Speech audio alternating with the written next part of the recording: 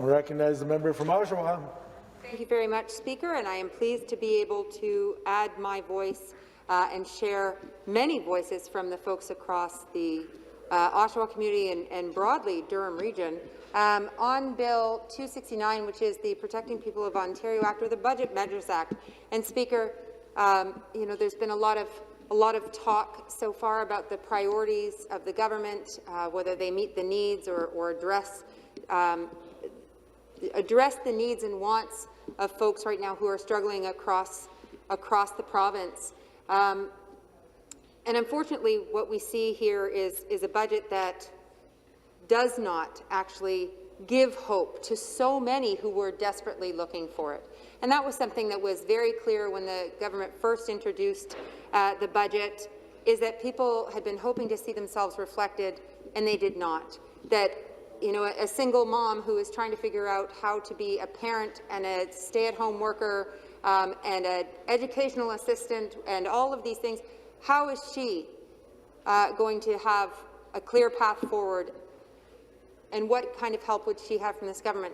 And it isn't in this budget, right? When we're hearing from small businesses who are saying, I was so relieved when I heard about a grant. We've been asking for direct funding, and when we heard about the Ontario Small Business Support Grants, we were relieved. When I applied and I got my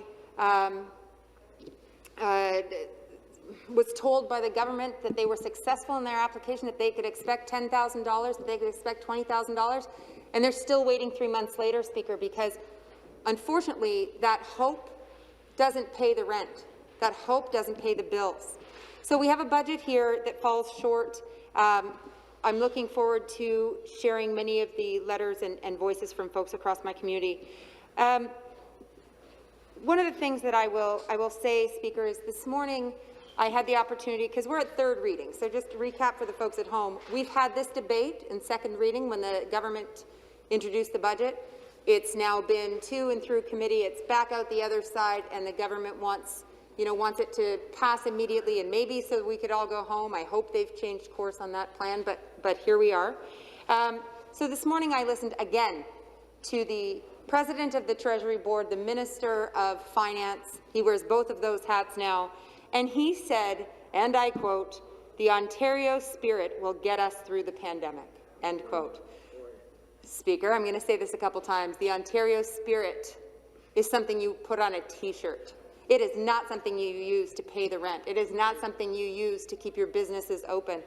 Unfortunately, the Ontario spirit doesn't come with a dollar figure. So maybe the government can tell me which page the Ontario spirit is on that will pay the way for people in this pandemic. That's rhetorical, Speaker. I don't think there's a page number with that on. However, I would like to break this down and personalize it. There's been a lot of conversation around, you know, the needs of families and small business and workers, health and safety, but women are desperately left out of this budget and out of the priorities of this government, frankly, because for all the talk about a she session and a she recovery, we don't see that talk reflected in the pages. You know, I don't know, and I'm sure that the government members opposite can tell me what page number the word she recovery is on. I don't remember seeing it. However, I'm happy to stand corrected on that point. Because I'll tell you, Speaker, that despite an entire section in the budget motion, right, in the pretty picture book, not the Budget Measures Act that we're debating today, but despite an entire section that talks about how women struggled the most during the pandemic, the only new thing in the budget to address this disparity is a task force that the government will eventually get around, hopefully, to forming. So I'm going to say that's not good enough. However, they don't need to be my words. I have community members who can make that case. I have a letter here, Speaker, that is from a retail worker. His name is Logan, and why I want to share a few frontline essential voices with the government is because I don't know if they answer their phones. Because when on this side of the House, when we talk about real people and we share real stories about the struggle, and you know, whether it's rushed eviction, from somebody who was on a phone, in a phone booth, and the government seems to think we're making it up or that we're somehow disingenuous because we're actually able to recount real live experiences. I don't know why they don't know these things, because we all got elected to do the same thing, and that is to represent our communities. So, you know, the government at the beginning of their term made such a big show and such a big spectacle, I guess. Well, not a spectacle. They were so excited that they were getting rid of phones. And they made them sound archaic, those you know, phones that had hard lines as opposed to cell phones and whatever. And it just, oh my goodness, so archaic. Well, guess what, Speaker? What that means is that nobody answers the phone. Nobody has to. There's an accountability piece that they also did away with, that archaic accountability. Because even our offices, when we're trying to get help for these constituents who are reaching out so desperately, it can take, depending on the ministry, some of your ministries are excellent in terms of their liaisons and those who get back to us. We've got great relationships. And there are a few others who shall remain nameless today that do not return those calls, that take forever to return an email. Just saying, and I'm happy to share with different ministers, which one of you need to kind of remind yourselves that you have a job to do, and it is indeed answering the calls of individuals in the broader community, and those calls should be reflected in legislation. But I digress. Here I have a letter from Logan, who writes, quote, "I wish I could say good morning today, but I can't. I am one of your constituents, and I am terrified. I am currently a retail worker in Durham Region, as well as someone with a pre-existing lung condition. I've seen firsthand how little regard people have for the public health measures, and I use the word measures lightly because he's done nothing but half measures. They are ineffective, and he eases them up to make money. Our Premier has decided the lives of Ontarians are secondary to money. He has decided that he would rather we die and or get severely ill with a virus that had documented lasting effects that we don't know when they will end or if we will have them for life, rather than take the necessary steps to bring the virus count in Ontario to zero. Our Premier is secretly and not so secretly systemically dismantling environmental protections and more green initiatives in favour of big business and his backroom deal buddies." He says, "I don't know what I hope this email will accomplish because I know your hands are tied. The PCs, if you can even call them progressive, have a stranglehold on our parliament until the election next year. But I'm genuinely scared I won't live to even see the next election because I can't afford to not go into work. I have $50,000 plus in student debt from OSAP. Please continue to advocate for stricter health measures, support for students, and green initiatives, because I am struggling to see the silver lining in things more and more every day." And that's from Logan. And I appreciate hearing from Logan, but I am sorry that I can't give him a better answer. I can't say, turn to this page in the budget and there you shall find hope that you can take to the bank. It's not there. Speaker, I'd like to share, actually I will save that for a day when we're talking specifically about housing. I've got a good letter from Cassandra. Forget it, I'm here. Cassandra wants me to know, quote, "I am a frontline worker who has worked tirelessly throughout this entire pandemic to provide care, compassion, shoulder to cry on, a listening ear, to hold their hand, or simply just a hug during a trying and scary time for my residents. My family and I have unfortunately been looking for somewhere to call home since mid-February. Our current landlord has sold our home and has verbally asked us to leave for May 1st. Speaker, she goes on to explain how challenging it has been to look for an apartment because there's such competition for spaces that they haven't been able to secure one. She says, "I know too many people looking for a place to go with no luck and are extremely worried their families are going to be homeless. I am worried this will happen to myself and my family. I don't want to be on the street with children and a mother-in-law with cancer." Speaker, this is one of our frontline workers, and they're not finding themselves reflected in this budget or in the priorities of this government.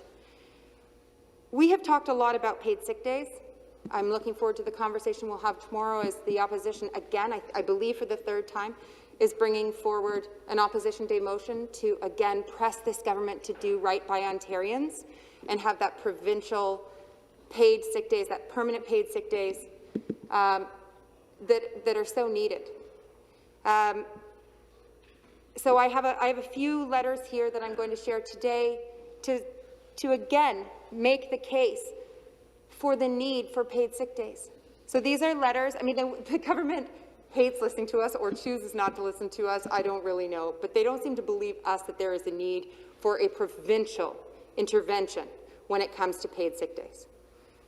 So, Speaker, I have a letter here that actually I was copied on, but went to the member for Whitby. So it's a long letter, but I'll just read one section. It says, again, to the government member, quote, "We've known for weeks, if not months, that the majority of new COVID-19 cases are occurring in workplaces and congregate settings. Where is the paid sick leave?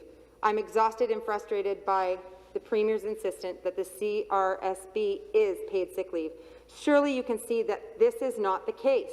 Please tell me why paid sick leave isn't a good idea, because I haven't found a single source that suggests this wouldn't help the dire situation in which we find ourselves. Certainly, coming from your riding in Whitby, you have constituents in manufacturing who would benefit from such a program." End quote. I'll leave it there, though he goes on to address the shortcomings in vaccinations, right? That there are needs across the community, but this is specific to paid sick days. And Speaker, another constituent, Ashley, is a frontline worker, or is a worker and deemed essential right now. She says, "I am an employee at a dental lab that makes appliances for dental offices, such as retainers, crowns, etc. I am a lab technician. Due to this government's lack of care and attention towards this deadly pandemic, we haven't received paid sick days, enough vaccines, frequent COVID test availability appointments, or a temporary COVID relief pause on bills such as car insurance, rent, and OSAP relief. This week, despite having my first dose of the Pfizer vaccine, I am forced to miss out on a week of work due to having a COVID scare. I am awaiting an appointment for a COVID swab on Thursday. Missing this week of work will cause me to lose 25% of my monthly income. 25% of my monthly income pays my car insurance and my gas. But because of this Premier's refusal to implement paid sick days, I will be losing these funds that are necessary to my day-to-day life.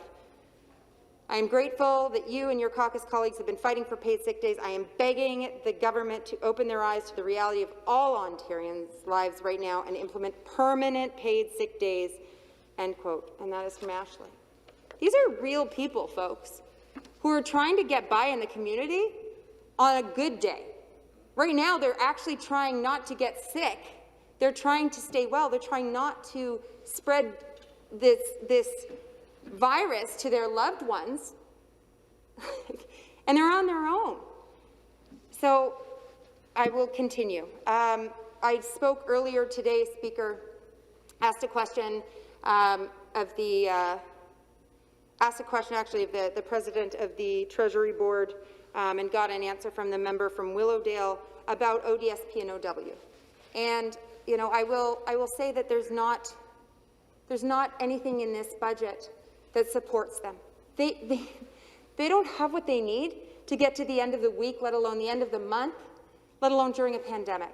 So when you have transit costs and when you have rent needs and food needs and everything else, like the basics, forget that everything's more expensive or what have you with the pandemic. These are folks that should not be left out. They should see themselves reflected here in the budget, because overall funding to children, community and social services is flat, and it isn't keeping pace with inflation. So the government can point to what will sound like a big number on TV, but when you break it down, it isn't keeping up with the need. Okay, so yes, you can confuse folks with big numbers, but compare it to the need, and it falls short. And, you know, I don't know how many folks on social assistance will be able to pay their rent, buy food, pay for transit using the Ontario spirit. Stores don't take that, okay? So these comments from, you know, the folks on the other side, the Ontario spirit will get us through the pandemic, not for the folks on ODSP and OW. Also, unfortunately, in this budget, we don't see what we need to see about autism. And Speaker, a little side journey here, but all connected, folks, don't get excited. On the order paper, I have 7 written questions. I know that my colleague, who's the critic responsible, the member from London Fanshawe, also has a number of questions. We're looking forward to those answers. But about the autism pilot program, asking specific questions about funding, what families can expect. You know, we have 42,000 children with autism, 600 are being chosen for this pilot project. Maybe it expands to 8,000 by the end of 2021. That is a paltry number compared to the 42,000 children. There are a lot of answers that we'd like to see. We needed to see the numbers in this budget that would reflect the needs in the province. But alas, we don't see it. And I'm actually, this is not based on the letter, this is based on a conversation and just a relationship that is built, because so many of us that work with families of children with autism are getting to know them very well and personally. And Tina is a mom, and I may get some of the details of her story a little bit wrong, but Tina has 2 children, both on the spectrum, and Tina, I believe, because I know her, was a go-getter in the working world. And now, understandably, her children have significant need. She's not able to be in the workplace because of everything that goes with being a parent of children with autism. But certainly we don't see anything in this budget that would allow for single parents, that would allow for moms who are doing all of the juggling with children, learning from home, with children with special needs. We do not see that those families are getting what they need here. And to that point, Julia wrote me a letter, and I'll just pull a few pieces here. Julia says she will be working virtually from home full-time. She has 2 school-age children, 5 and 7, so they're little, 5 and 7 years old. They are supposed to be participating in virtual school and are too young to do it without assistance. I am also a single mom, and given the recent restrictions, I do not have access to another person to help me navigate trying to juggle all of this at the same time. I was turned down for emergency childcare. The last school lockdown, I had to take a leave, which required me to take a pay cut, which I just can't afford at this point. I'm really reaching out for help in hopes of some kind of support or solution. These are the realities being faced by folks, especially women, right, who are taking on the role of parent, worker, caregiver, what have you. But again, we don't see a clear plan for this recovery or the ability to be nimble and respond to these needs. She has a very specific challenge. It doesn't neatly fit into a box, right? So we do need to recognize that there are challenges to face, but people should look to the government and us for hope. And unfortunately, as we're debating the budget, we don't see that. I've heard from, I'm running out of time, Speaker, but I've heard from families about the need for help when it comes to seniors' care. Yes, long-term care has been part of the conversation for a long time now, but this budget certainly doesn't have any commitment to wage increases for PSWs beyond June of 2021. We all know that that's needed. Where are the resident quality inspections in long-term care? Where's the recommitment to that? I would love to see a commitment to phase out for-profit long-term care homes. I mean, the major for-profits, they're super excited. They do not want you to make any commitments, favoring public and not-for-profit, because they would stand to lose so much money. And I'm sure you play golf with them, although not right now. However, Speaker, I've heard from nurses who are saying the 3rd wave of COVID-19 is a tidal wave that demands urgent and immediate action from our government. We ask that you do what must be done. Hearing from nurses, critical care nurses, I read a statement this morning from a critical care nurse.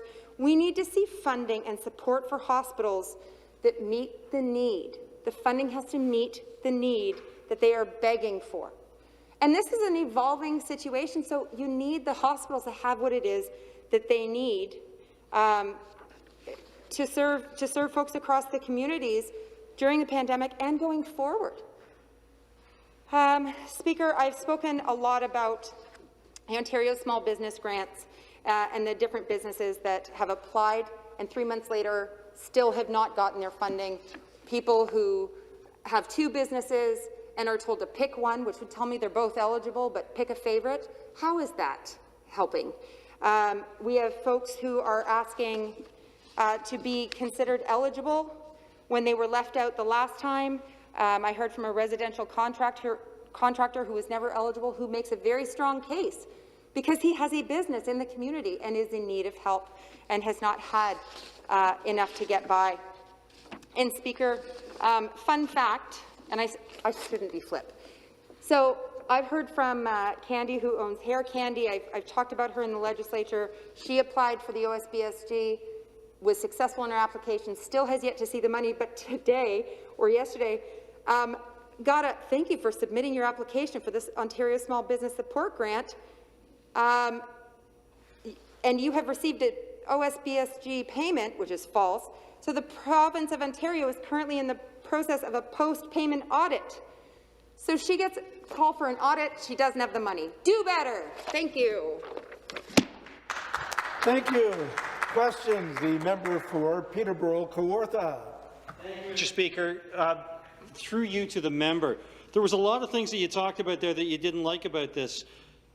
The way the process works is it goes to committee, and if there are things that need to be changed, we ask for amendments. There wasn't a single amendment from the NDP. You abdicated your responsibility. Why? Back to the member from Oshawa to respond. Thank you, Speaker, and I'm so glad to be asked this question. So I would like to point out to the members opposite, we are here to debate G269, which is the Budget Measures Act, which is 10 schedules, okay, 10 sections, 10 schedules, and it actually isn't the pretty picture book that the government has been talking about in terms of the budget motion, okay? So what comes before committee are these 10 schedules, none of which are the priorities that I've just identified or that the folks across the province have identified. So I can't amend a schedule to say, give us paid sick days when there's nothing in here, if it's the Employment Standards Act or what have you. So you can't amend something that isn't in your budget. So you can talk all day around what you are setting out to do, but if you don't put it in the implementation steps, please. if it's not in the Budget Measures Act, then it's not a real thing. It's just a pretty picture. Thanks. The next question, the member for Ottawa Centre. Thank you, Speaker.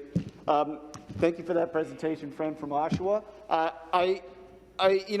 Earlier in debate, when the member from Kiiwetinoong spoke, it was pointed out, and it bears repeating, that not many amendments ever get taken in this place. So part of what I've discovered we need to do as opposition politicians is point out where our friends can do better. And when I heard you talking about those community stories, it really impressed upon me, and the members over here must know it, that the level of suffering in our communities is really hard to describe. It's serious. So if you were the finance minister, my friend from Oshawa, and you could prioritize a measure that would get money into the hands of that essential grocery worker that you talked about, what would you do? And I hope my friends over here listen. Back to the member from Oshawa to respond. Well, and my friend from Ottawa Centre won't like that I can't give him a one short nugget answer, because frankly, there's a whole truckload of things that would add up to make a difference for people. Because if someone is a single parent and they're desperately looking for childcare, then my answer is childcare. If it is an essential frontline worker who wakes up in the morning with a tickle in their throat and thinks that they are sick, or whose child has to stay home and isolate and they can't go to work, but have to make that choice to go to work because they don't have provincially arranged paid sick days, then I'm going to say that. If it's a matter of a small business that has been promised $10,000 or $20,000 to keep its doors open, and it keeps telling its creditors, I can't pay the bills this week, I don't know when I can because the government said 10 business days and it's been 3 months, then I would say that they should make the money flow for small businesses. So when it comes to education investment, we need to see strong investment in childcare, education, healthcare. Response, please. But I think that the investment needs to reflect the need, not just what the government wishes the need was. Thank you. The next question, the member Oh God, he's going to for Northumberland, Peterborough South. I thought the member from Guelph was going to ask a question, but it's the member for Northumberland, Peterborough South. Thank you, Speaker, and I'd like to thank the member opposite for her speech and tying it, especially drawing local examples. Those are always, I find, the strongest in this place. She and I share a college in our vicinity, Durham College, and in the budget, the government invests an additional $106 million to support with colleges as they pivot from modern new learning spaces to support the many young men and women who frequent the halls. And in the budget, Linda Franklin, President and CEO of Colleges Ontario, said that we're excited to be collaborating with the government on further measures. We welcome this initiative, and we're excited to collaborate on further measures to modernize post-secondary education, including creating more opportunities for people who need to retrain for new careers during Ontario's economic recovery. So in short, is Linda Franklin and Colleges Ontario correct when she says this government makes the right investments into our post-secondary institutions? Thank you. Back to the member from Oshawa to respond. I appreciate that the member opposite reminded this House that he also is one of the 7 members who represents Durham Region. It's also good when we can talk about the academic institutions, the places like Grandview, as I see the member from Whitby. We have shared spaces, priorities, and institutions in our community. I've worked extensively through the last 7 years of being elected with Durham College, and they have been wonderful and excellent advocates for their growth, for the needs of the students. And I'm grateful to hear that the government is connecting with them, because what we've heard today when we're talking about Laurentian, when we're talking about Lakehead, is the lack of consultation happening. So I'll put this back to that member. You know, are they indeed connecting with community institutions across the province and reflecting the needs that are being asked for? And also, I'd love to talk about students, but perhaps in my supplementary. Thank you. The next question, the member for Davenport. Thank you, Mr. Speaker. And I want to say to the member from Oshawa once again how much I appreciate her bringing the voices of her constituents, you know, as she said, the real people of Ontario into this place every time. And we really appreciate that. And I know that those people, as she showed here today, are feeling enormously frustrated. They're feeling angry. They're frightened. They're anxious. Just a couple nights ago in Toronto here, we had almost 7,000 people join a live Zoom to share their concerns. So I feel it. My question to the member is, as a teacher, I was wondering, you know, we know this government has made a real mess of our schools and education throughout this pandemic. What would you have liked to see in this budget to address what our students are going to be going through after nearly 2 years of disruption of education? Thank you. Back to the member from Oshawa to respond. Thank you. And the member from Davenport obviously knows as well or better than I do, because while I am hearing from community members and families in my neck of the woods, that member serves as the official opposition critic on behalf of education. So she is hearing it from across the province. But I will tell you that many of the folks who work in education broadly are very nervous and very concerned about the fact that this government has not put in this budget a replenishment of the school board reserves. That they asked them to dig deep, and now they're stealing their pockets, and we're pretending that none of that happened. That's going to put our boards in a very, to say challenging position is such an understatement. So I don't know how they will face that. We're hearing from families the ups and downs and the ins and outs of the lockdown, and the what they want to see from this government is leadership, and we haven't seen that yet, frankly. Thank you. The next question, the member from Whitby. Well, thank you, Speaker. As you know, the member from Oshawa and my riding, Whitby, we've collaborated on several initiatives over the years, one of which is Grandview Children's Treatment Centre. In the recent budget, there's $31 million in capital, $240 million in operating costs. Added to that, another project that we've collaborated on over the years is the Ability Centre, $4.5 million. Will the members stand in her place tonight and say that she will support that investment when it comes time to vote? Back to the member from Oshawa to respond to that question. I love the question, because I do like when we take the opportunity to highlight those nonpartisan issues. The Grandview Children's Centre is a remarkable space, and they're a community. It is not a building; it is a community of people and families. And the member and I and many others have done a lot of work through the years. And I'll say I see the member from Ajax across the way. You're very fortunate to be getting them. I am sad to be losing their main, their main campus. It's just been up the street for me. So you will be glad to have them, and that is an important thing. The Ability Centre is another highlight in this province, a remarkable facility.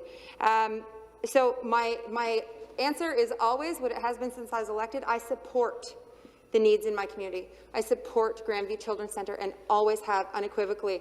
You want me to support a budget that has nothing else for the folks across the province? No. So they can play politics, not going to do it.